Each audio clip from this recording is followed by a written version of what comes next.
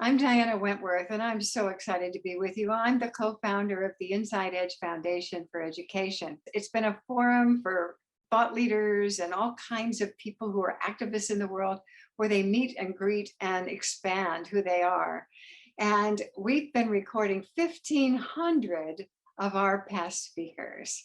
And we're going to take the very best of these and offer them on our YouTube channel. We're starting to post them weekly. So what you want to do is go to our YouTube channel and to subscribe to it, and you'll get all kinds of information about what we're offering. It's so thrilling to be offering this legacy to you now. It feels really good.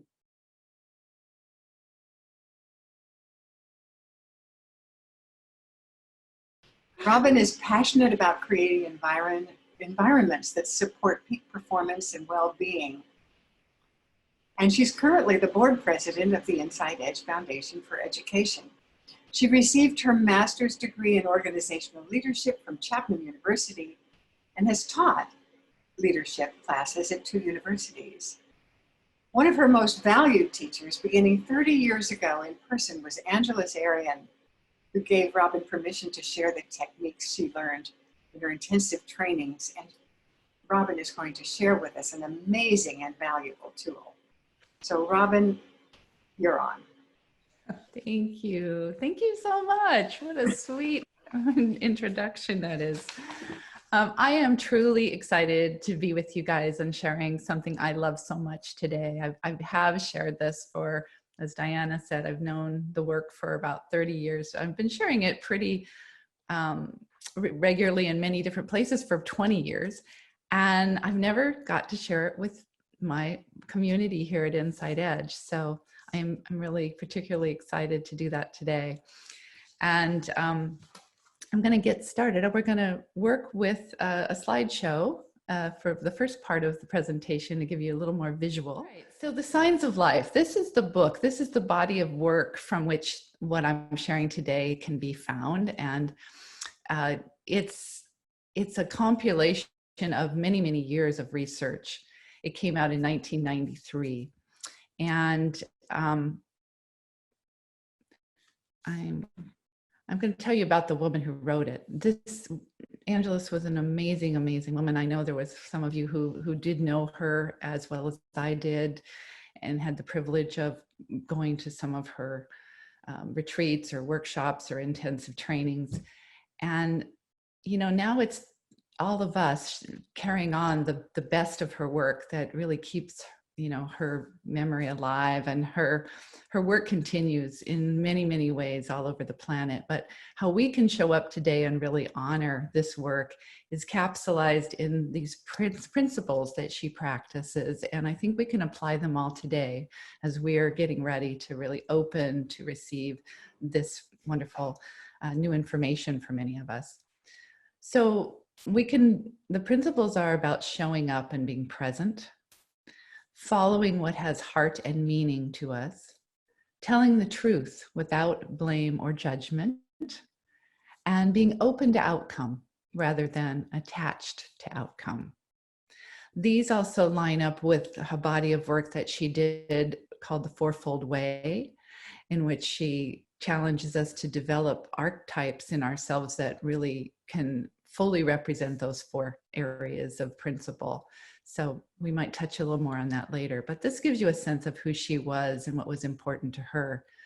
Angeles was a cultural anthropologist first, and she did many, many years of research. She was then put her research into award-winning books. She was a teacher at the university level as well as in corporate settings, and many and many of her own original workshops.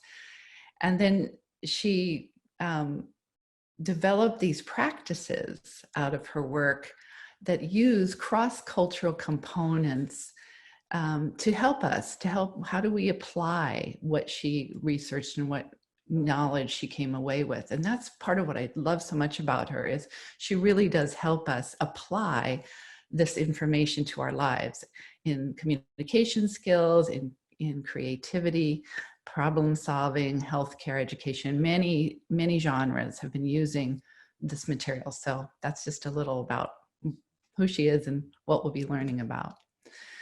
So Angelus, for this work, for work that led to the book on Signs of Life, she had this wondering, and it was probably, 1980-ish, maybe a little before that. She had this wondering. She'd already done quite a bit of work with symbols, and have published a book, but by the time I met her, called the Tarot Handbook, that looked at these universal symbols that are in the tarot cards or the oracles, not as something woo-woo or mysterious, but in a cross-cultural perspective, how from the viewpoint of psychology and anthropology and culture, how can we understand these symbols and what they are, what they mean across different cultures.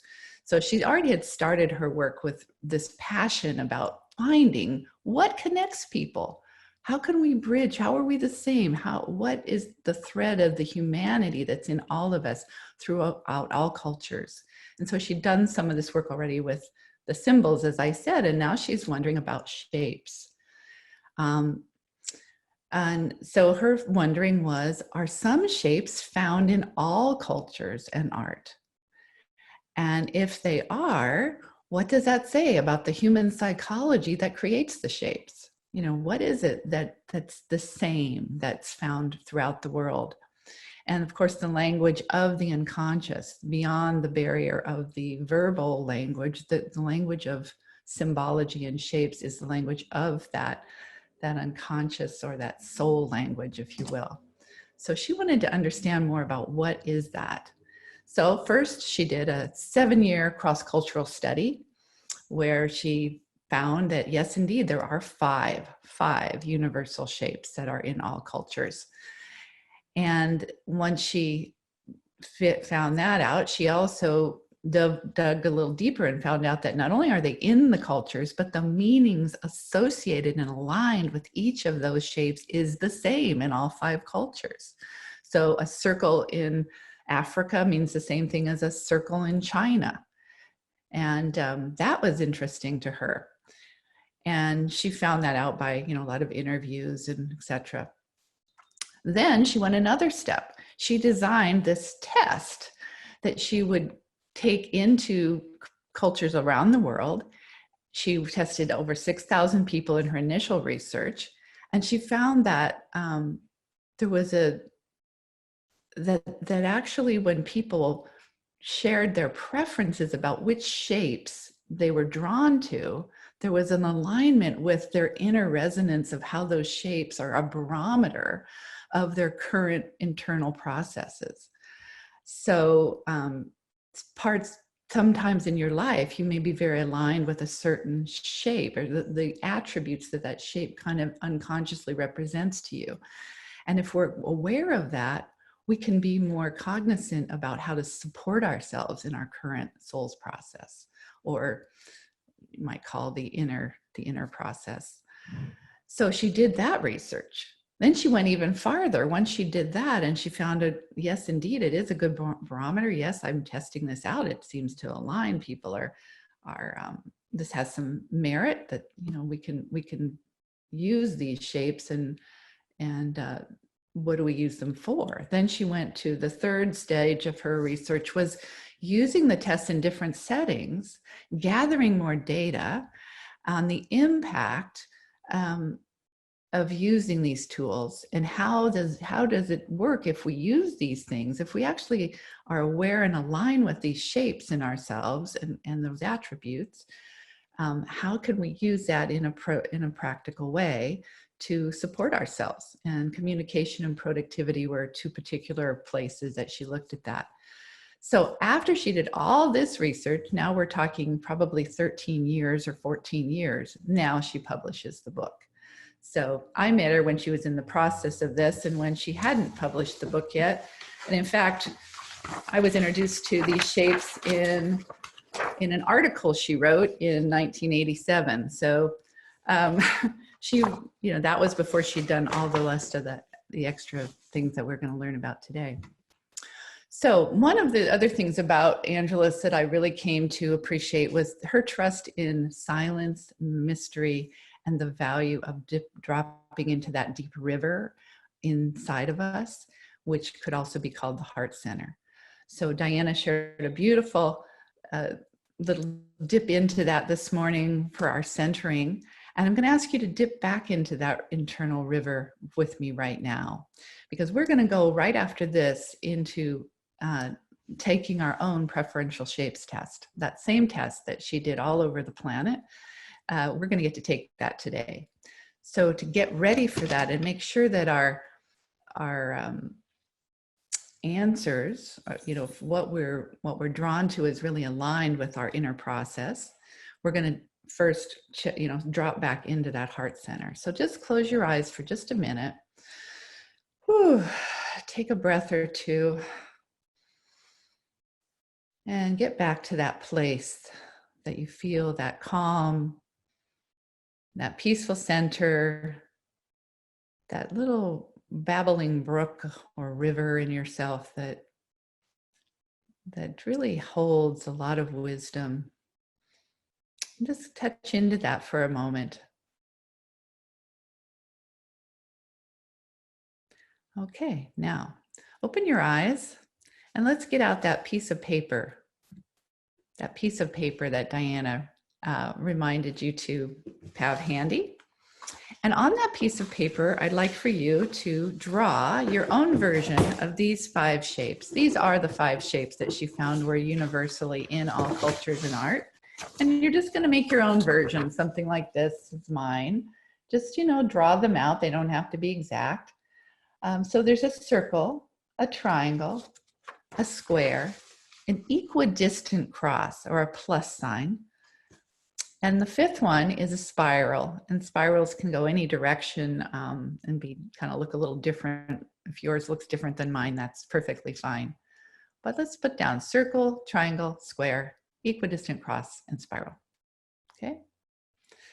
Now, when you look at these shapes that you just drew, or you can look at them on my screen, either way, I want you to notice now from that heart center, from that calm, centered place, what is drawing your attention today? Which one of these 5 shapes do you just like the best? No reason. Hey, I just like this one today. And I want you to figure out what that is. Don't think about it too much. Go with your gut here. Pick the one you like best today and put a 1 under that shape on your paper. That is your first position shape, okay? All right, to clear that now, let's close our eyes. Take a deep breath. Clear out that thought. And now let's open our eyes, come back to our paper or the shapes on the screen. And this time I want you to just notice which one of these 5 shapes are you just not liking very well? The one you like the least of all of these. Again, no reason why, just for whatever reason, you're not feeling this one today. You don't really have much interest in it. And whichever one that is that you like the least, you're going to put a 5 under that one. Okay, so now we should have 2 shapes that already have assigned a number, a 1 and a 5. We have 3 shapes left that are still available. And so I want you to close your eyes one more time. Wipe off of your mind whatever process you just did, and now come with fresh eyes. Open your eyes, look at those remaining 3 shapes and pick the one of those 3 you like the best right now.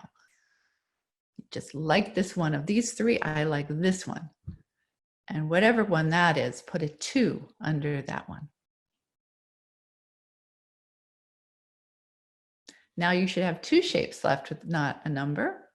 Look at those 2 shapes. Of the one you like best of the 2 remaining, you put a 3 under that one. And of course, there's 1 left, and that one will get a 4. So you should have 5 shapes and 5 numbers assigned to those shapes now under there. Okay. So this is the instructions. You'll get this in your handouts when I send it out to you, but it's step by step what we just did. And now we're going to talk about the order and the positioning. Okay, we're going to do that before we talk about the shapes themselves. what Angelus found was that the way we pick those shapes and how, you know, the importance or the ranking that we give them has a lot to say about what's important in our life right now.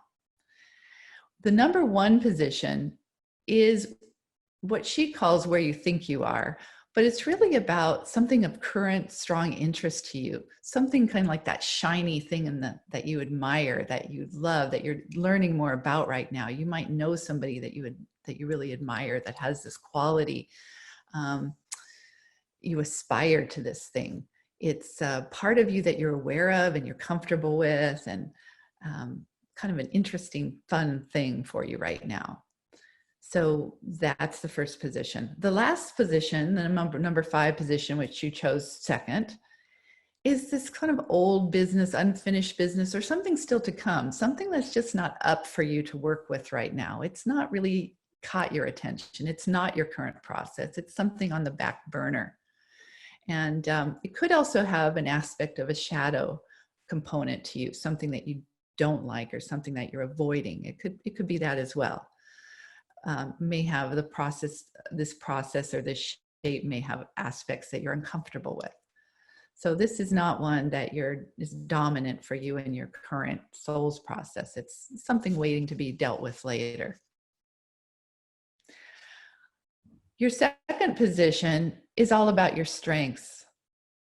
This is your gifts. It's something it's like breathing air to you. This is something inherent and easy to you. It's a gift that you automatically offer to others usually. Sometimes you're not even conscious that it's a gift because it's so easy to you. It's like, well, yeah, of course. It's not, you don't even consider that you're really good at that thing. It's also something maybe that will develop even more strongly over time. But there is this inherent strength around this particular aspect for you in your second position. Your third position is actually the most important position of all of these for what we're doing, for this work. It's the most significant position, according to Angelus, because it indicates what's going on at the deepest core of your nature right now. It's not where you're reaching toward. It's not what you're kind of waiting to work with later. It's not what's already natural to you. This is your core, deepest work right now, is this third position work. This is a quality that's in harmony with your essential self right now. And if you honor this process that's in your third position, it can be a really wonderful source of creativity for you and healing for you. So today, we could spend a whole day on any of these 5, but today we are going to focus on what's in your third position. So I'd like you to just make sure you know what that is. You might star or circle it or whatever, but for today, the rest of the day, we're going to be really working mostly with that third position. And your strength we might touch on as well. But you can, this is why we're working with the third position. All right, so let's move to the shapes. What do you think the shapes mean? Angelus found that people all over the planet in all cultures, actually throughout all time, pretty much had the same natural intuitions or sense of what these shapes represented. So I'm going to ask Rebecca to help me with the chat. And if you would chime in the chat, everybody who'd like to participate, put in what you think the circle represents. What would the circle, if you were at a circle right now in your third position, what might that say about you? What is that circle energy for you? Let's see. Bill Georges says no beginning and no end. Okay, great. Andel says sun. Okay. Diana says wholeness. Yes. Uh-huh. Harry says wholeness. Uh-huh. Leon says whole. Okay, great. Ewan says circle, wholeness, and completion. Same with Lorette LaRoche says the same thing. John Starkash says continuity, circularity, life force. And Carrie Bonici says group and community. All right. See, we don't even need, we don't really even need the book to let us know this. So yes, all of that was pretty much right on. I'll do a little bit of a summary shortly about capsulizing that. But yes, all of that's pretty clear. Yeah, that feels right. Let's say about the square. The square gets kind of a bad rap, especially in our culture. In the Asian cultures, the square is actually quite a dominant shape, very revered and respected. And you can see things in the architecture and the arts.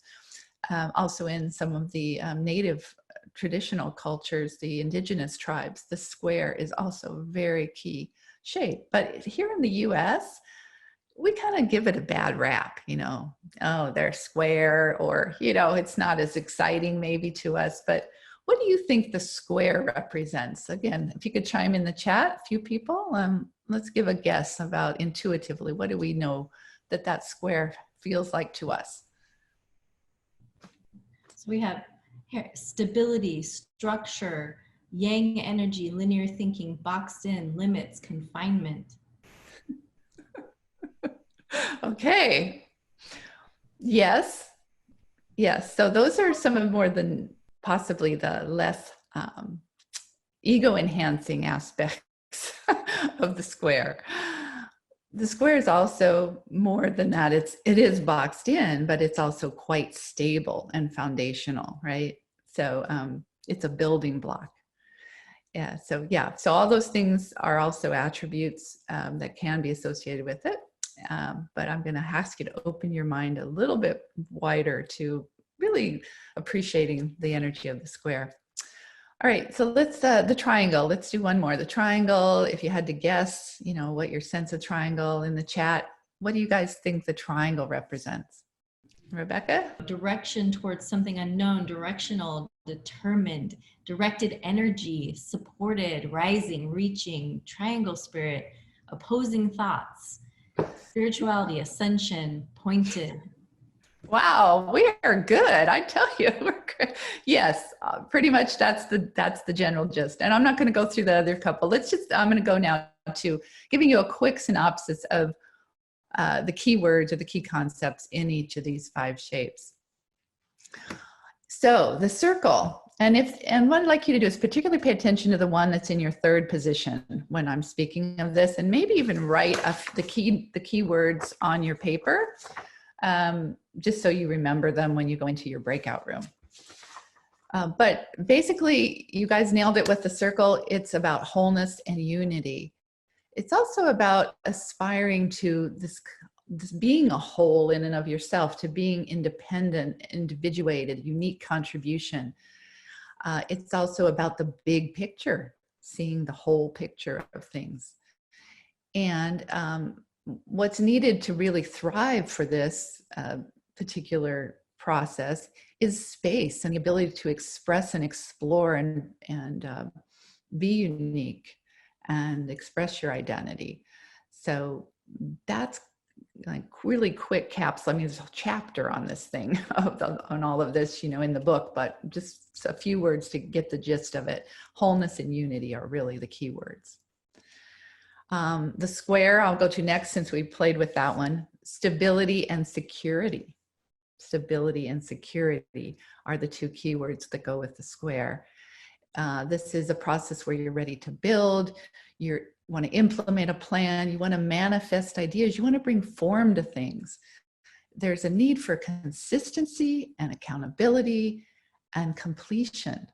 These are valuable things in this stage, in this process, if that's a dominant process for you right now.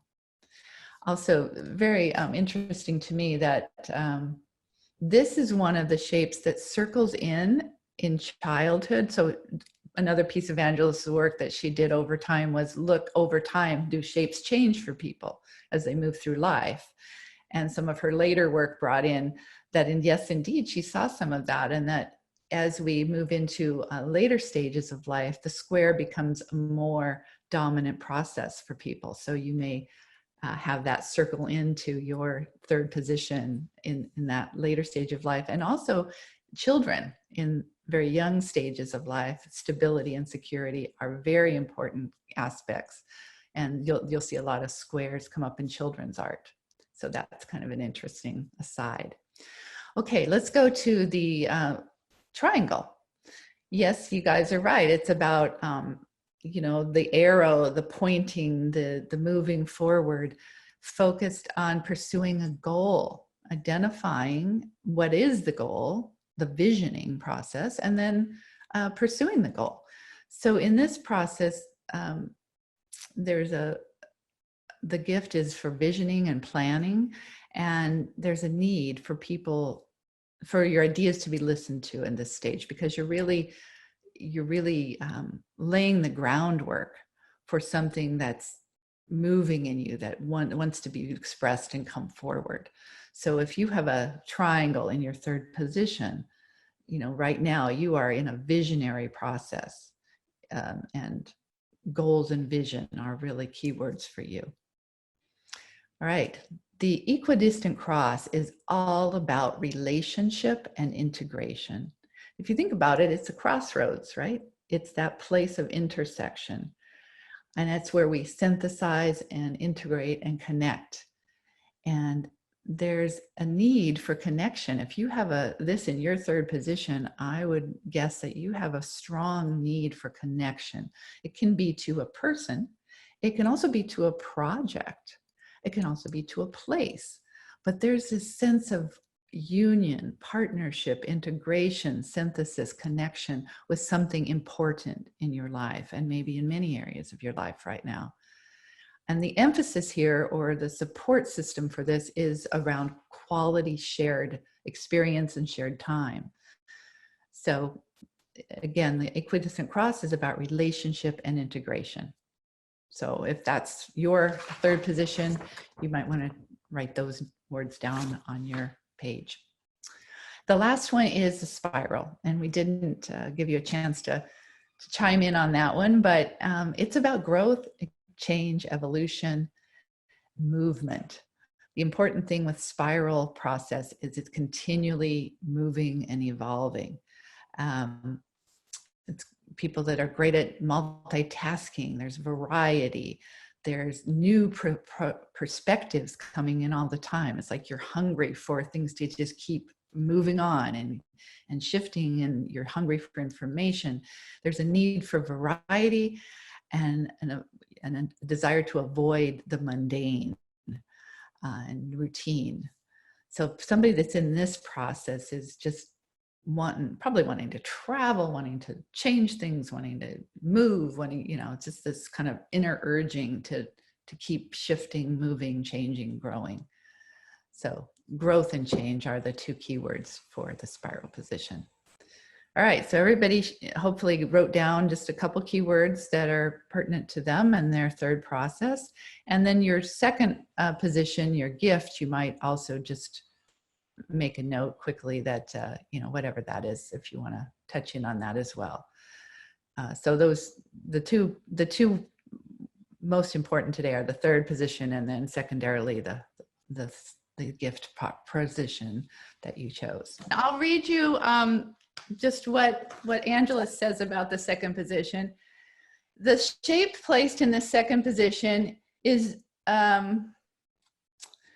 the shape you have chosen for your second preference exhibits an inherent strength predominant in you at this time, whether you know it or not. You demonstrate this strength to other people without effort. The shape in this position indicates areas of your nature that are currently fluid, strong, and resourceful. This shape reveals the innate talents that you're using to assist the growth occurring in your third position. Okay. Many people who have taken the test report that positive feedback and compliments are given to them about this aspect of themselves. And another thing I remember her saying about this position was it changes the least of all the others. When she did her through lifetime analysis, you kind of come in with a gift, you develop it more and more strongly through your lifetime, but that position doesn't change a whole lot. I know for me, I've been doing this 30 years. It's always been, my second position's always been a circle. So it kind of makes sense, just kind of innate in you, and sort of a helper energy for your lifetime, really, I think. Good. A great question. Okay, Thanks, Robin. you're welcome. All right, so we are going to move now into learning a little bit more, a deeper dive into what do we do with this information. So I'm excited. I want to get right to that, and I'm going to share my screen again with you. All right, so connecting the shapes to other research. So besides just this one-off, body of research about the shapes in all these cultures, Angela started putting together her other research. She did quite a bit of research about transpersonal psychology and connecting how do the shapes fit into that? How do they fit into our needs and our fears and emotional support that we need? Then she looked at her body of work about the archetypes, which she, I think, started with her tarot work, but then moved it into a much bigger body of work called the Fourfold Way.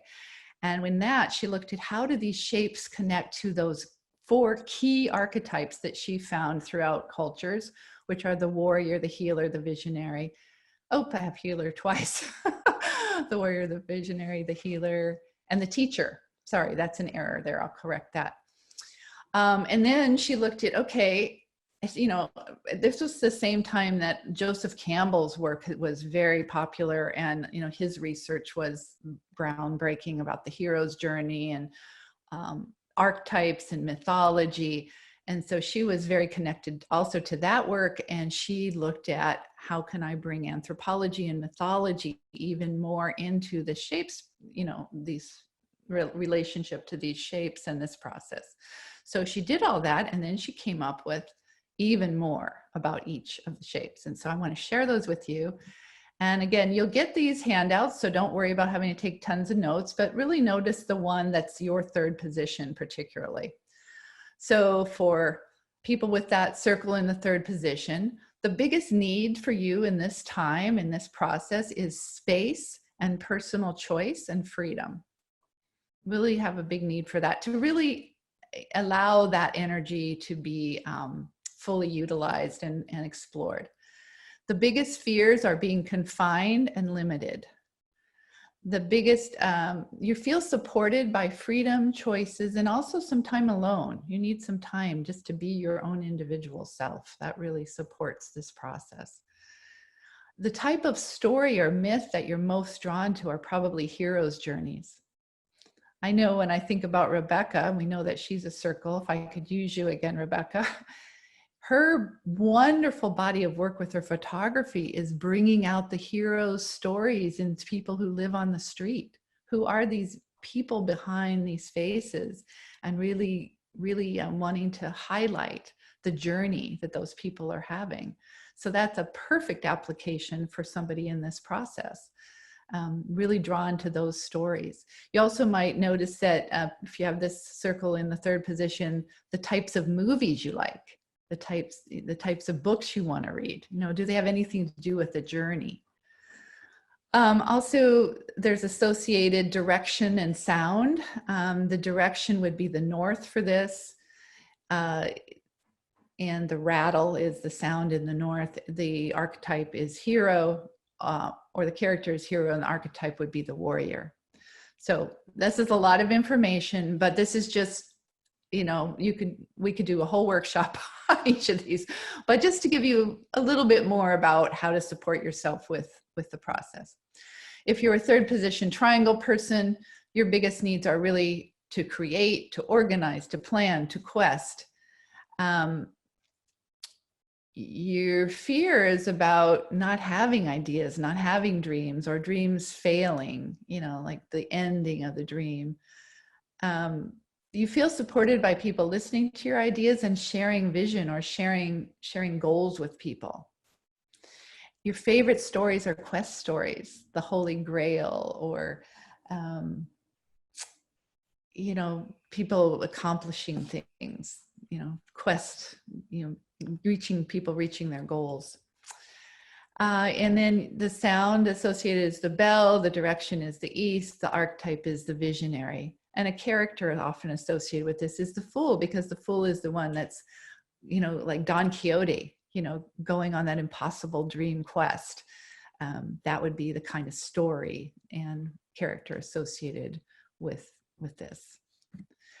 For the equidistant cross people in the 3rd position, Your biggest needs are really connection and quality time. Your fears are around abandonment or loss and isolation, sort of not being able to connect. You feel supported by quality time shared. And again, that could be with people, with projects, with a place, but really present and quality time is something that supports you in feeling really involved with this process. Your stories that you might be drawn to are love stories and relationship stories. Again, it can be relationships also to places and projects, not just people. But anything where things connect, where things come together, where there's a shared common point. Your direction is south. The sound would be the drum. The archetype would be the healer, and the characters would be a mediator, mediation, and companion. So Sancho in the quest, the Impossible Dream story, Don Quixote, the companion would be the equidistant cross character, for example. All right, the spiral attributes. So these are, if you have a spiral in your third position, your biggest needs are variety, change, movement. Your fear is about being bored or being stuck, not being able to keep going. You feel supported by people being flexible with you, and for being flexible with yourself and being allowed to make changes even at the last minute, just people kind of having an understanding about your need to just constantly be shifting. The stories that you like might be weaving stories or spinning stories, stories about how things evolve. The archetype is the teacher, and the character would be like an old wise person, would be one character you might see as a spiral attribute. And the fourth one is the square. The square is associated with the need to create, to organize, again, to plan, similar to the triangle, but this is more like it really needs to manifest rather than just be an idea. This is a need to really manifest that vision. And the fear is that nothing's going to happen. And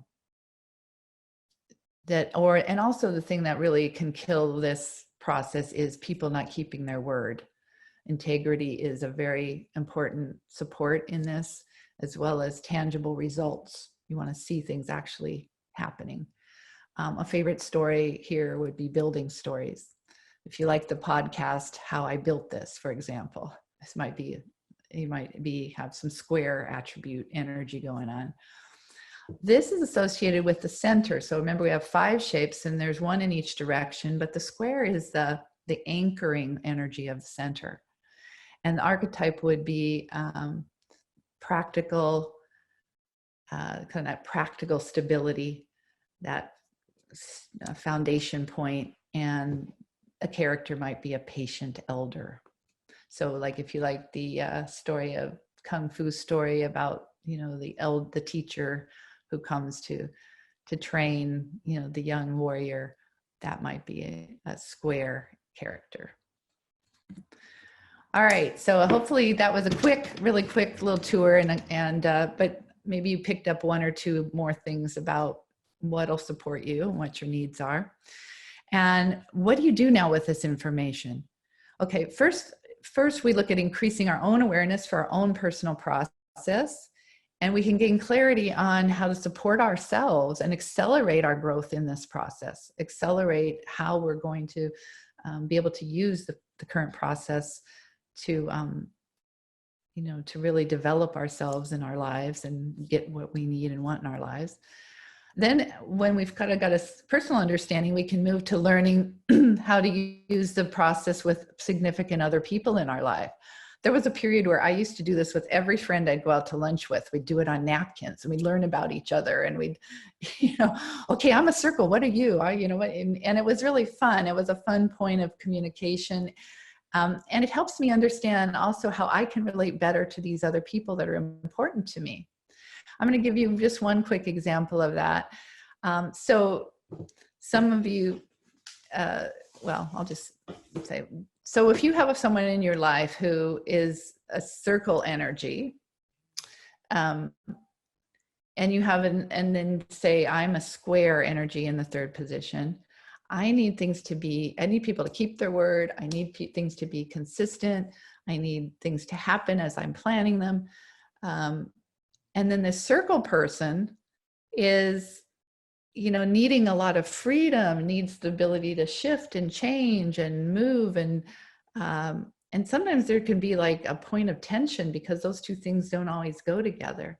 So how can I, by understanding that, oh yeah, she's a circle person or he's a circle person, I really need to honor that they need a lot of space. They need some of that personal freedom. And it's not personal that they didn't keep their word to show up when they said they would, because that's just part of honoring their process and what they need, rather than, oh, they don't respect me, they didn't do what they'd say. If I can get out of my perspective and see from their perspective, I can really understand how to communicate and relate with them a little better. So that was another thing. And then the third thing is to use these shapes in the mix of groups or work teams, or a team or a group of any kind, really. And what Angeles did is she took this work into organizations and she applied it. And I'm just going to tell you a quick story about this. She would apply it by saying, all right, what's your third position, everybody? Like we just did. We are going to set up the work environment for the next 3 months to totally honor that third position. So for example, she did this at Hallmark Cards as one of her biggest research projects that she's written about, and really interesting. If you were a circle energy, she made sure that you had a lot of flexibility in your schedule. They set up a work team so you had flex time. You could come in, you weren't as confined to the hours that you needed to work and locations that you needed to work. They tried to be more generous about that to support that process of the circle. If you were a cross person in that organization for this study, they put you in teams to work in teams because you are a relationship person. You want to be connecting the dots and connecting with people all the time. And so you work best in team environments. So they put those people on teams. If you were a spiral energy, they rotated you to learn new things every few weeks so that you were constantly growing and learning and evolving and feeling really filled with that. If you were a square energy process in that time, they would make sure you had one-on-one meetings where things were clarified and that there was a real plan and structure to the time of what you were using, because that supported you in feeling comfortable and able to do your best. So each position was honored.